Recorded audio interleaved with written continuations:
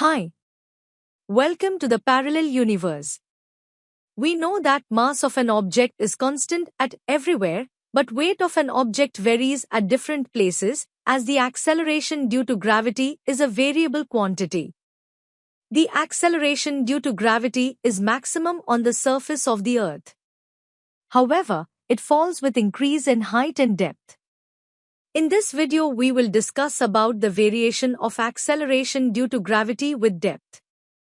Let the mass of the Earth is capital M and an object of mass small m is situated at a depth d from the surface of the Earth. The size of the object is very small compared to the size of the Earth. Therefore, the distance of the object from the center of the Earth is r minus d, where r is the radius of the Earth.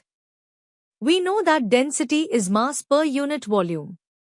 Hence, mass can be calculated by multiplying density and volume. Thus, we can find the mass density of the Earth. Now, when the object is placed at a depth of d from the surface of the Earth, the mass corresponding to the volume with radius r minus d will contribute the gravitational force. This is because the gravitational force is inversely proportional to the square of the distance between them. Now multiplying Earth's mass density and the inner volume, which is marked here with yellow color, we get the mass which is actually taking part in this gravitational force.